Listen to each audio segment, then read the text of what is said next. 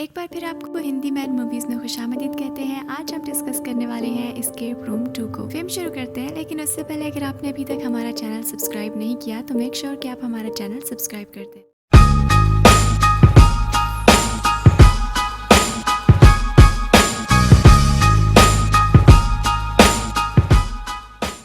शुरू होती है जहां हम एस्केप रूम 1 की झलकियां देखते हैं और इस गेम में सिर्फ जोई और बेन ही जिंदा बचे थे और अब जोई उस गेम का सच सबके सामने लाना चाहती है ताकि और कोई उनका विक्टिम ना बने और इसके बाद किसी और की जान ना जाए। अब कहानी 2003 में जाती है जहां हम एक माँ को देखते हैं जो अपनी बेटी के साथ घर आई थी और वो काफी परेशान होती है और वो अपने हस्बैंड से बात करती है और उसे कहती है कि वो गेम को लेके उसकी कोई मदद नहीं कर सकती और ये सुन के उसका हस्बैंड हेनरी उस पर बहुत गुस्सा होता है और उसे कहता है कि वो दोबारा इस बारे में सोचे। उसके बाद हम उनकी बेटी क्लेयर को देखते हैं और वो अपने पास कुछ सामान को चेक कर रही थी। वो इन चीजों को बहुत गौर से देख रही होती है। अब हम उस बच्चे की माँ को देखते हैं जो कि स्विमिंग पूल में बैठी होती है और बहुत परेशान होती है और अब उसके बाद वो एक स्टीम रूम में जाती है, लेकिन उस रूम का दरवाजा लॉक हो जाता है। उसे समझ आ जाता है कि उसका शौहर उसके साथ कोई गेम खेल रहा है। अब उसे वहाँ पे एक क्लू मिलता है जिसे वो सॉल्व करने लगती है। उसे वहाँ से कुछ मैग्नेट्स मिलते हैं। रूम का टेम्परेचर बढ़ता जा रहा होता है और वो उन मैग्नेट्स की मदद से दरवाजे को खोलने की कोशिश कर रही होती है। वो 2 बार्स को हटा लेती है, लेकिन इससे पहले कि वो तीसरे बार को हटाती टेम्परेचर बहुत ज्यादा हो जाता है और उसकी वहीं पे डेथ हो जाती है। अब कहानी प्रेजेंट टाइम पे आती है जहाँ हेनरी एक प्लेन जैसे दिखने वाले एस्केप रूम को डिजाइन कर रहा था और एस्केप रूम 1 के एंड पे हमने जो फिगर देखा था वो हेनरी था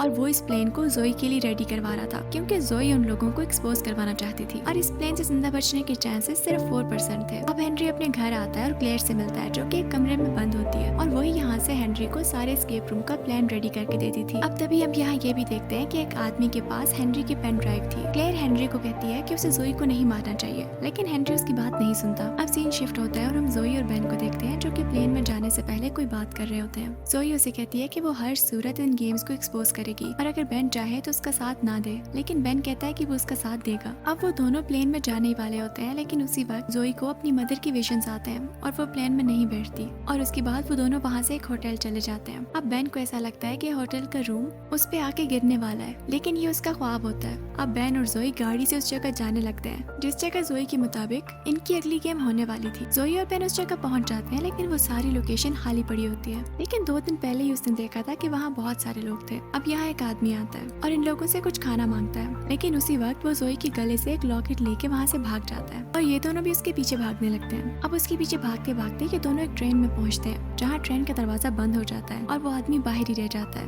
और वो उनकी तरफ मुस्कुराता है और ऐसा लगता है जैसे उसे ऐसा करने के लिए किसी ने पैसे दिए हों। अब जोई और बेन इस ट्रेन में बैठ जाते हैं और वो सोचते हैं कि अगले पुलिस स्टेशन पे वो लोग कंप्लेन करेंगे, लेकिन तभी उन्हें अंदाजा होता है कि उस ट्रेन में सिर्फ 6 ही लोग हैं और ट्रेन का आगे का हिस्सा उससे अलग हो जाता है, जिससे इन्हें समझ आ जाती है कि वो लोग अब एस्केप रूम में पहुंच चुके हैं। वहाँ पे मौजूद लोग बताते हैं कि वो सारे एस्केप रूम खेल चुके हैं और इस रूम के अंदर अब सारे एस्केप रूम के चैंपियंस होते हैं। इस एस्केप रूम में हर तरफ इलेक्ट्रिसिटी बढ़ रही होती है। उन्हें एक अनाउंसमेंट से एक क्लू मिलता है, जो कि अनाउंसमेंट ये होती है कि अगर आप कोई भी अनजान चीज देखें तो उसे रिपोर्ट करें। उसके बाद उन्हें एक बैग मिलता है। उन्हें अल्फाबेटिकल ऑर्डर में क्लूज मिलते हैं। उनमें से एक पोल को पकड़ता है और करंट लगने की वजह से उसकी डेथ हो जाती है, लेकिन बाकी सारे उस एस्केप रूम को खोल के अगले रूम में चले जाते हैं। अब यहाँ ये सारे एक दूसरे को अपना नाम बताते हैं और इन दूसरे प्लेयर्स के नाम थे नेथन, रेचल और रियाना। जोई उन्हें कहती है कि वो सारे याद करने की कोशिश करें कि अगर उनमें से किसी के साथ ट्रेन में कभी कोई हादसा हुआ है। अब उसके बाद वो एक दूसरे रूम पहुंचते हैं जो कि एक बैंक की तरह लग रहा होता है। नेथन को यहाँ एक लॉलीपॉप्स का बॉक्स नजर आता है जिसमें से एक के अंदर की होती है और उसे समझ आ जाती है कि अब इन्हीं कीज से ये रूम सॉल्व होगा और वहाँ पे लेजर्स भी होते हैं जिससे इनको बच के चलना था। अब ये लॉलीपॉप्स को तोड़ के उसके अंदर से कीज निकालते हैं और लॉकर्स को खोलने लगते हैं। सारे लॉकर्स पे नंबर्स होते हैं, लेकिन 2 लॉकर्स पे सोनिया लिखा होता है और उनमें से एक लॉकर के अंदर से इन लोगों को कुछ पेपर्स मिलते हैं और दूसरे लॉकर के अंदर से डायमंड्स निकलते हैं जो कि बहुत ही शार्प होते हैं और जोई का हाथ भी कट जाता है, लेकिन तभी उसे समझ आती है और वो अपने ब्लड को उन पेपर्स पे लगाती है, जहाँ से उसे कोड पता चलता है जिस कोड की मदद से वो लोग एटीएम को खोलते हैं और उस एटीएम से उन लोगों को एक और हिंट मिलती है। वहाँ पे 3 अलग अलग कंट्रीज की क्लॉक्स होती है और उसकी मदद से वो लोग सही कोऑर्डिनेट्स निकाल रहे होते हैं और नेथन ठीक रास्ते पे लॉलीपॉप्स रखता जा रहा होता है ताकि उन लोगों को बाद में वहाँ से जाने में आसानी हो, लेकिन उन लोगों को कोऑर्डिनेट्स फाइंड करने में टाइम लग रहा होता है और नेथन खुद से ही आगे जाने लगता है और एक गलत ब्लॉक में पाँव रखने से लेजर्स ऑन हो जाते हैं और नेथन वहीं पे बेहोश हो जाता है और रेचल और रियाना नेथन को वहाँ ब्लॉक से वापस बाहर निकाल देती हैं। अब उसके बाद वो आगे के क्लूज सॉल्व करने लगते हैं। जोई को सारे हिंट समझ में आ जाते हैं और वो एक लॉकर को खोलती है जिसके अंदर से उन्हें एक मैप मिलता है जिसके अंदर ठीक रास्ता होता है और उसे इस्तेमाल करते हुए वो सारे वहाँ से बाहर निकल जाते हैं। अब वो सारे एक बीच जैसी जगह पर पहुंच जाते हैं और वहाँ पे उन्हें एक कैमरा मिलता है जिसके ऊपर एक क्लू लिखा हुआ था। रियाना उस कैमरा से पिक्चर लेती है, जिसके बाद उस पिक्चर पे उन्हें एक क्लू मिलता है। जोई कहती है कि उसके मुताबिक सारे एस्केप रूम्स कनेक्टेड हैं और यहाँ कोई ना कोई एक स्टोरी है। अब वो क्लूज को ढूंढते हैं और रेचल को एक दरवाजा मिलता है और इस दरवाजे पे एक एंकर बना होता है, तो वो लोग एंकर को ढूंढना शुरू करते हैं। लेकिन तभी हम देखते हैं कि वहाँ पे जो कैमरा पड़ा हुआ था वो अब रेत में धंसना शुरू हो जाता है, यानी ये जगह एक दलदल थी। अब जोई को 2 मैनिक्विन्स नजर आते हैं जो कि एक माँ और बच्ची के थे।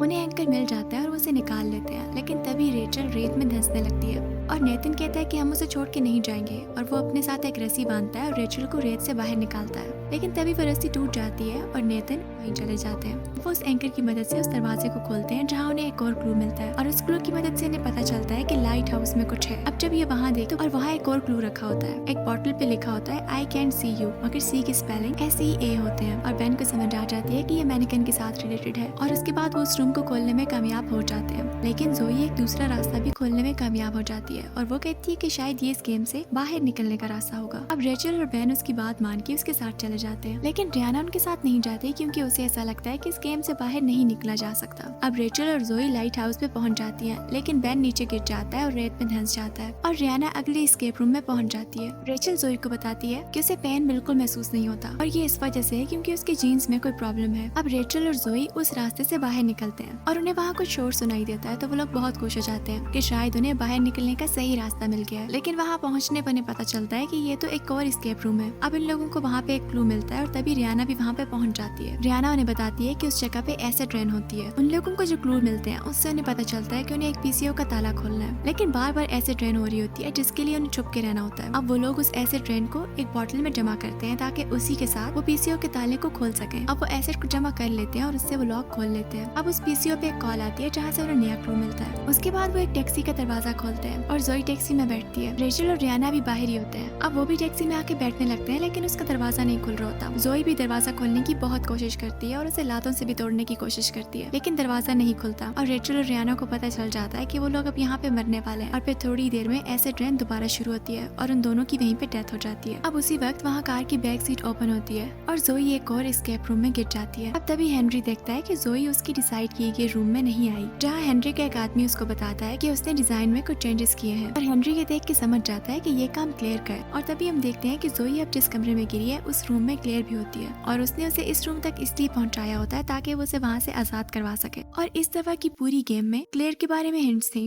अब जोई क्लेयर को कहती है कि वो उस पर बिल्कुल भरोसा नहीं कर सकती, लेकिन क्लेयर यहाँ जोई को ये बताती है कि उसने बेन को जिंदा रखा हुआ है। वो सैंड वाले टास्क में जिंदा बच गया था क्योंकि उसने सैंड के नीचे टैंकर्स बनाए हुए थे। अब हम वहाँ बेन को देखते हैं जो कि बिल्कुल ठीक होता है, लेकिन उसी वक्त वहाँ हेनरी के लोग आ जाते हैं और वो लोग बेन को उठा के ले जाते हैं और ये लोग बेन को उसी स्टीम रूम में डालते हैं जहाँ पे सोनिया की डेथ हुई थी। सोनिया यानी क्लेयर की माँ। अब जोई बहुत डर जाती है कि वो लोग कहीं बेन को मार न दें, लेकिन क्लेयर उसे कहती है कि वो बेन को तभी बचा सकती है अगर वो उसके बाप के रूम में जाए और इसके लिए जोई को उसकी मदद करनी होगी। अब जोई उसकी मदद करती है और एक पजल सॉल्व करने के बाद वो उस कमरे से निकलने में कामयाब हो जाते हैं। अब हेनरी का वो आदमी आता है जिसने क्लेयर की मदद की थी। रूम्स के अंदर चेंजेस किए थे। उस आदमी को गोली लगी हुई थी और इसे ये गोली हेनरी ने मारी थी। अब वो उन दोनों को मारने की कोशिश करता है, लेकिन वो आदमी हेनरी पे गोली चला लेता है और इस वजह से जोई और क्लेयर दोनों बच जाते हैं और क्लेयर अपने बाप को उसी कमरे में बंद करके चली जाती है। क्लेयर अपने बाप के रूम में जाती है और बेन की जान बचा लेती है। यहाँ हम पार्ट 1 वाला आइस रूम भी देखते हैं। उसका मॉडल वहाँ पे पड़ा होता है और अब क्लेयर जोई को कहती है कि बेन जहाँ पे है उसकी लोकेशन उसने पुलिस को दे दी है। अब उसके घर में जितने लोग भी हेनरी के लिए काम कर रहे थे उसने उन सबको वहाँ पे फंसा दिया था।